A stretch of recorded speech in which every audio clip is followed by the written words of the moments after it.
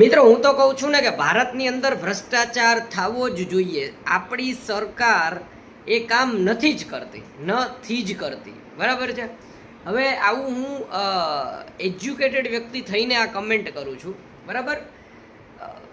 ચાલો હશે ઓકે, આપણા રાષ્ટ્ર માટે થઈને ઉપરથી કદાચ એવું પ્રેશર હશે કે ભાઈ કે સારું કામ થવું જોઈએ, પણ મારો પર્સનલ અનુભવ તો સારો નથી જતો. ગમે એ ગવર્મેન્ટ હોય, કદાચ એમાં આપણે કોઈ ગવર્મેન્ટને ઓલું નથી કરતા કે આ ગવર્મેન્ટ સારું કામ કરતી હતી, આ ગવર્મેન્ટ સારું કામ કરતી હતી.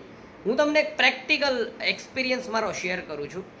સેબીનો નંબર હું પોતે સ્ટોક માર્કેટમાં કામ કરું છું અને પહેલાં મેં દુબઈની અંદરથી બધું શીખી અને અહીંયા આવી અને પોતાની ઓફિસ સેટઅપ કરી અને પહેલું કામ કર્યું કે મારે આ દેશની અંદર કાંઈ પણ વસ્તુ કરવી છે ને લીગલ વસ્તુ કરવી છે, લીગાલિટીથી કરવી છે.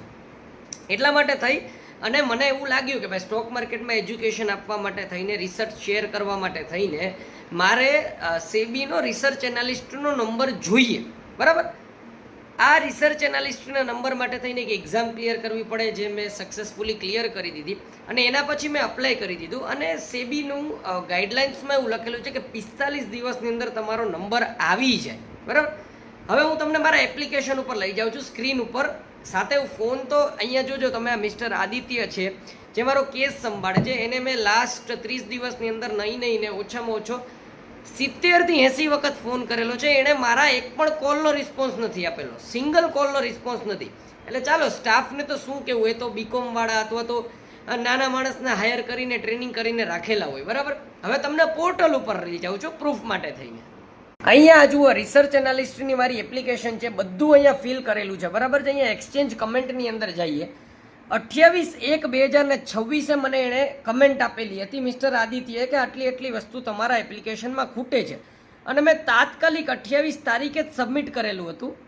આ જાન્યુઆરી 28 મારી કંપનીનો ઈમેલ છે બરાબર. એના ઉપરથી જોઈ લો, મેં બધા ડોક્યુમેન્ટ સબમિટ કરેલા છે ને એના પછી મારા ફોલોઅપ તમને ખાલી બતાવી દઉં કે કન્ટિન્યુ માર્ચ 19 સુધી હું ફોલોઅપ કરું છું વિધાઉટ સિંગલ રિસ્પોન્સ ફ્રોમ હિમ. એનો કોઈ પણ રિસ્પોન્સ નથી. અહીંયા જુઓ, બધા ટ્રેલ મેલની અંદર હું એક જ વસ્તુ કહું છું કે ભાઈ શું થયું. ગવર્મેન્ટને રિપોર્ટ તો બહાર પાડવો છે કે 95% ટ્રેડર્સ છે લોસની અંદર છે, પણ અમારા જેવા જે ટ્રેડર્સ છે જે કોમ્યુનિટીને જાગૃત કરવાનું કામ કરે છે, કોમ્યુનિટી માટે થઈને આલ્ગો ડેવલપમેન્ટ કરે છે, પ્રોફિટેબલ બનાવવા માટે થઈને આટલી મહેનત કરે છે. છેલ્લા 3 મહિનાથી મારી વેબસાઇટ બંધ છે. છેલ્લા 3 મહિનાથી હું એક પણ સિંગલ વ્યક્તિને, હા પર્સનલી મારે અમુક ગ્રુપની અંદર છે તો લોકોને હું મીન્સ ટ્રેડિંગ અમે એજ્યુકેશનલ પર્પઝ માટે થઈને કરીએ છીએ, પણ શા માટે હું મારી જાતને રોકીને રાખું, શા માટે હું